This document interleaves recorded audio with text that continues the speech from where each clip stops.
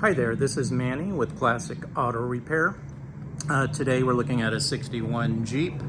We're going to do an overall inspection, new customer, looking at safety and reliability issues on the vehicle. We're going to do our normal start from the back, work our way forward, and go over the notes from our tech. I'm going to go ahead and start with the first item on the list, which is always the exhaust, to check it for vibrations or any holes or issues, rust, things like that. This one has a new muffler that's been put onto it. I checked for any movement. It feels good and solid. I don't feel any rattles or any issues with the way that it's connected to the body. Everything looks good there. It's an old pipe here that's had many years of service on it. It may start to leak, as you can see right here.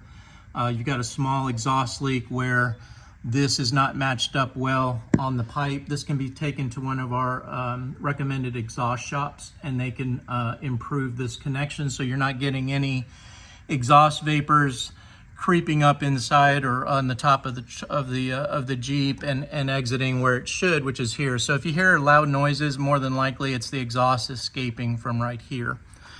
Moving up the exhaust system, as you can see, it's all pretty much in the same condition, but I did not see any issues with the exhaust system, so we're looking pretty good there, and I would say that it's okay to drive. Next item is the brakes. No leaks are present. Unfortunately, we can't service these brakes here at our facility if they were bad. It's not something that we offer at this location for this particular model. But looking at it, what I'm always looking for is fluid leaks on the wheel, fluid leaks off the backing plate, which is this right here, coming from this wheel cylinder here. But because the vehicle's probably been sitting a while, I don't see any signs of leaking. Now, this may start to appear as you drive it, so I would recommend keeping an eye on this inside steel wheel, because if any fluid starts to escape, it's going to drip here and start making these marks on the tires. And right now, like I said, it's dry, probably because it hasn't been driven much. But right here is the other side, the driver's side wheel cylinder, and I don't see any indications of leaking here. Again, needs to go to a four-wheel drive, more than likely shop, someone that's going to work on the Jeep suspensions, and they can take these apart and do a more detailed inspection on it. It's just not something we do on four-wheel drives here at our location. The brake line looks in good shape. I don't see any areas where it's been damaged. The hose is in about 70% condition. I don't see it leaking. The front brake hoses are in about the same condition, about 60 to 70%. So next brake job, you'll want to replace these and get the linings replaced at that time. But like I said, again, an example, there's no leaking here along the front edges, along the wheel wells. It's all dry. Again, these cars sit, they don't leak until you start driving them a lot. And you can see some cracks right here on this hose. This is the exterior. So again, if the brakes were replaced, I'd go ahead and put some new hoses on it at that time. All right, so that's the brakes on it. One other item is the master cylinder, which is, see if I can get a good picture of it. It's right here. Right here is your brake master cylinder connected to the brake pedal. This is the switch that I would recommend replacing. This is why you don't have brake lights. I'm going to check electrical connections here, but more than likely it's the pressure switch here that needs to be replaced. Don't see any leaks on the brake system itself, so that's a good thing. I don't see any. The piston seems to be holding fluid. This is real common for them to leak right here. So in the future, just keep an eye on this part for failure. But right now the brakes are in pretty good shape. Moving on to the suspension, the leaf springs are new. That you can see that these leaf springs got new bolts in them, new hardware where they have been replaced, and that's this leaf spring here, probably because they were sagging or no longer in good shape, but they have been replaced on the front and the back of the vehicle. The other item on suspension is these have grease zerks located on all the joints, the tie rod ends, the ball joints, the drag link, all of these things have little grease zerks that allow you to put grease inside here. And what's happening is this is all dried out. So you want to put some grease in here so that it starts to squirt out of the dust boot. That means everything's lubricated between this metal to metal contact here. These are critical that they have grease and lubrication on them, or they'll wear out and cause more expense because they'll need to be replaced. The U-joints on the drivetrain look like they're in good shape. I didn't see any excessive movement. They also have grease zerks on them for greasing, and we'll need to have some grease added to them as well. Let's see. Oh, on the suspension, it was noted that it needs shocks. So these shocks have been on here for a very long time, as you can see here. I can usually tell by the rot on the bushings here that how long they've been on there, and it's been an extremely long time. I'd recommend for handling and safety that you would put a set of shocks on it. It's not that expensive of an item, and that'll get you in better shape. These ones on the fronts have been replaced probably in the last maybe 4 or 5 years, I don't know, but the bushings on them are a little bit better shape, so I would say they haven't been on there as long as the rears. But you know, you may want to just consider for the expense just having all the shocks replaced at one time, and that'll give you a good suspension. With the leaf springs, you're going to pretty much have the best handling that you can get out of this Jeep for the kind of engineering that they were putting back in the 1960s on these vehicles. All right, moving down the list, we have fuel. Okay, so this would be a critical item, something that needs to be addressed pretty soon, and that is we already have on the list to try to get it to where we can measure the fuel in the fuel tank. But this is the bottom of the driver's side where the fuel tank is located, and you can see right here that the fuel line has been leaking. It's all wet right here where the fuel has been collecting, and that's because of someone bent this line, the steel line right here, and it's caused a crease right here on the connection. There's really not the proper repair is to cut the line, install a new fitting here, and make an extension that connects to this with either a rubber hose and a new fitting on this end. But you don't want to have anything leaking out of here. Obviously, fuel right here next to the exhaust pipe is a safety concern, so you'll want to get that addressed. All right, transmission, looks like we have leaks on the transfer case. This is another item, four-wheel drive item that we don't do here at our facility, but this is where you drain the fluid for the transfer case. And as you can see here, it looks like the lower plate cover is leaking, and you got some gear oil here. Gear oil is very thick, so it doesn't leak a lot at these joints. And really, it's an expensive proposition to have this removed and completely overhauled.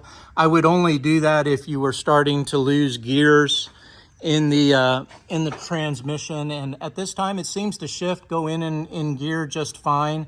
This is real common, just collected gear oil over the years from where it's seeped out.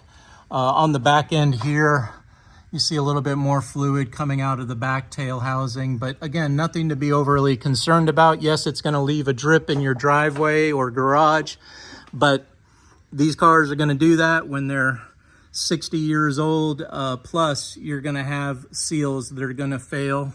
Even if we put new seals on them, within a year's time of just not being driven daily, they will fail again. So it's an expense that I tend to tell folks to focus on the critical safety reliability items first, then circle back on any excessive leaks and get those fixed, but not to worry too much about the small little drips. Those, because of the engineering of the metal surfaces and the types of products they use to seal, you're always going to have leaks occurring on these vehicles. So it's just something you got to get to grips with. Now, there are items like this oil pressure switch, which is located up here, and it's hard to say where it's leaking. I would start from the top of the motor, which is the valve cover gasket, is leaking.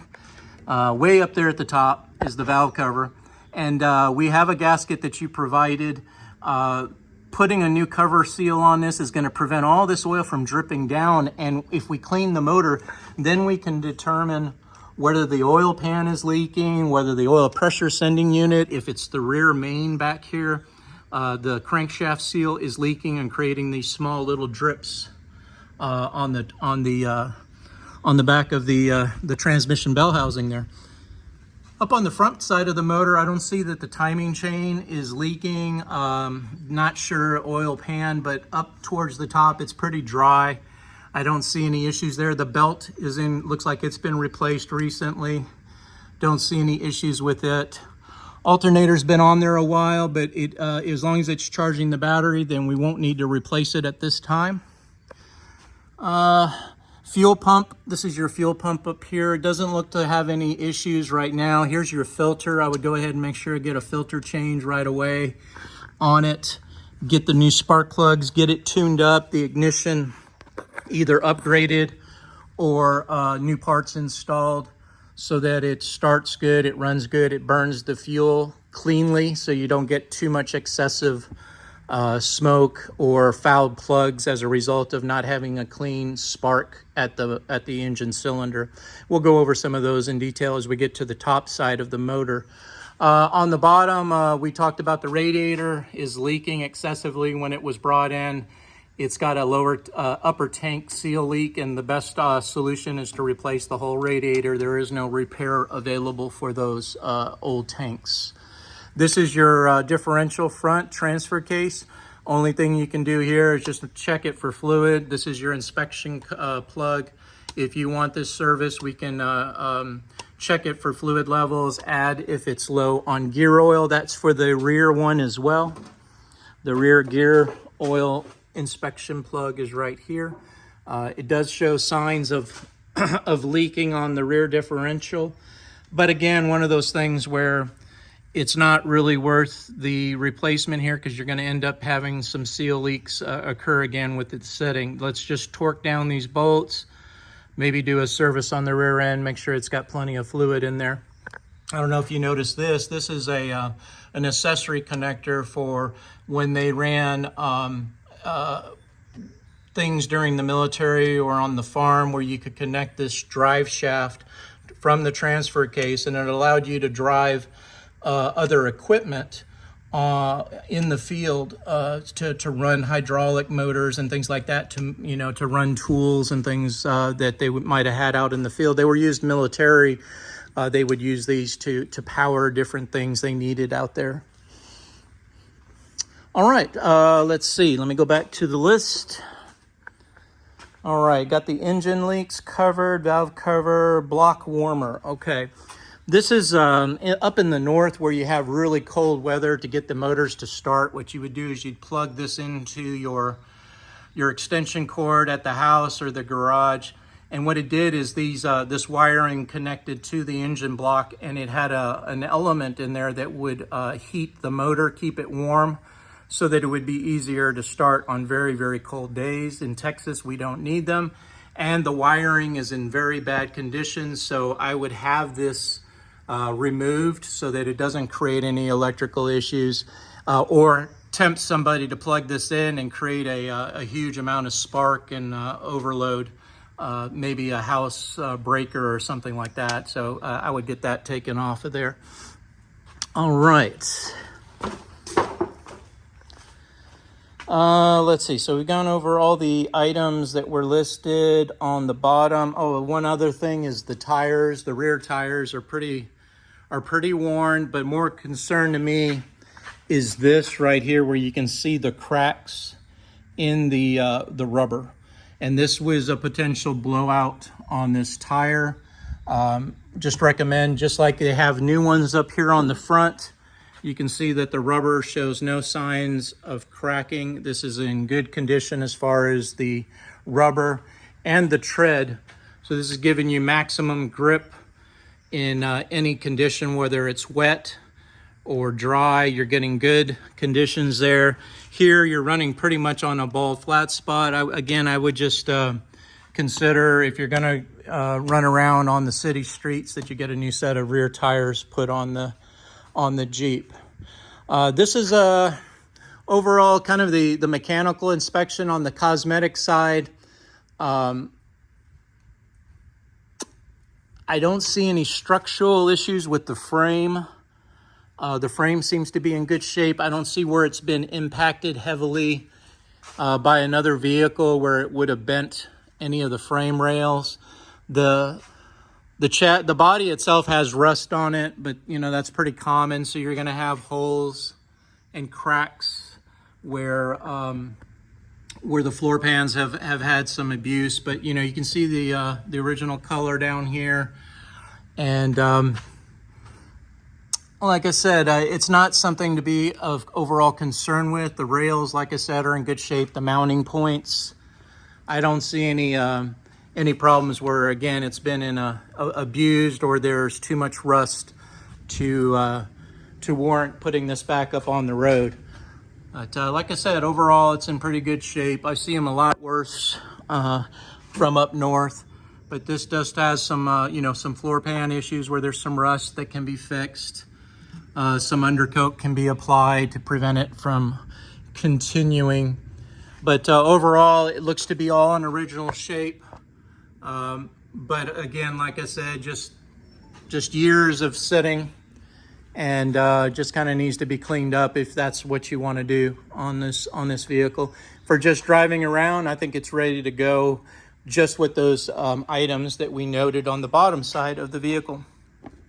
The next step will be for me to get it down, and I will do an inspection on the top side of the car and go through a safety test, make any notes that we need to talk about there, and then look at your improvements as to what you want to have added to the vehicle to make it easier and safer to drive on the road. Thanks for watching. This is Manny with Classic Auto Repair.